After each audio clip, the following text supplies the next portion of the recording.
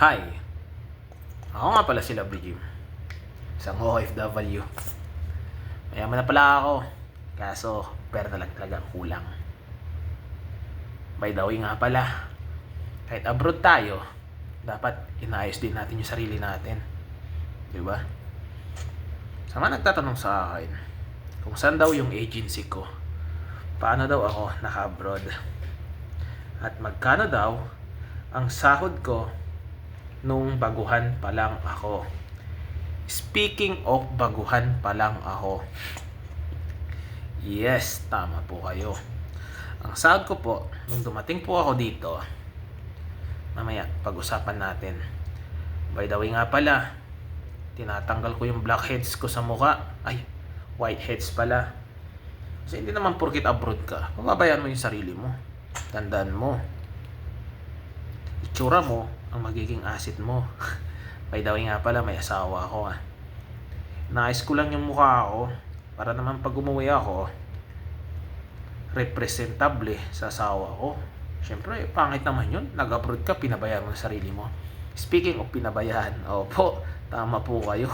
Sa totoo lang talaga, before, aminin ko na, before talaga, hindi ako naggaganito. Kaso, once a person said with me, English, diba? Nakapag-abroad lang yan, nag-i-English na. May isang tao kasi nagsabi sa akin, aba, nakapag-asawa ka lang, pinabayaan mo na yung sarili mo. Kaya yun, totoo lang kasi, hindi naman talaga ako mahilig mag-ayos. As long as hindi ako mabaho, may putok. Pero ngayon na-realize ko, yes, patanda ako, sabay hinayan ko pa yung sarili ko. Abroad ka na nga, sabay pinapabayaan mo. Kaya ito, tinuruan niya ako. Sabi niya, ayusin mo yung sarili mo ba? Nakapag-asawa ka lang pinapabayaan mo na. Kaya yun, naglalagay ako dito. Ang tawag pala dito ay mas, o sa mga tawag na pilatin. Pag-usapan naman natin yung agency ko sa Pilipinas. Ang agency ko sa Pilipinas ay MGM. Tama po kayo sa narinig nyo. MGM sa Paco Park. Okay? Alam niyo ba yung Paco Park? Sa UN Avenue, sakay kayo ng tren, baba kayo sa UN Avenue, bumaba ka sa hagdan, tumawid ka sa kaliwa, makikita mo na ang simbahan, libingan ng mga pare. Tabi lang po yun. Ang pangalan niya po ay MGM. O, diba? Magkano nga ba starting ko dito? Ibubulong ko lang po sa inyo Ang starting ko po dito ay 900 real. Okay? Pero that time, malaki kasi palitan at saka ano ba yun? Malaki ba? Hindi. Ano pala siya? Noon kasi, ang 900 real ay malaking bagay na sa atin yan. Opo, ginrab ko na po ang 900 real. Bakit mo ginrab?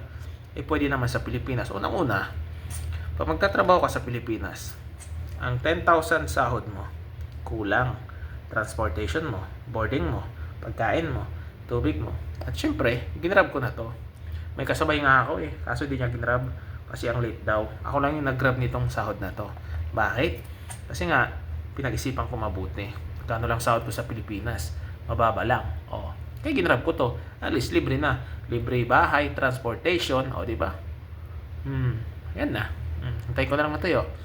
Kasi mga gusto mag-abroad na kayo. Aba, wag puro dasal. Gumalaw. Sabay naman ang galaw. Wag puro dasal. Magpakatao naman tayo. Huwag palaging makajos. Di ba? Gwapo ko na? Nga mo? Simple lang, di ba?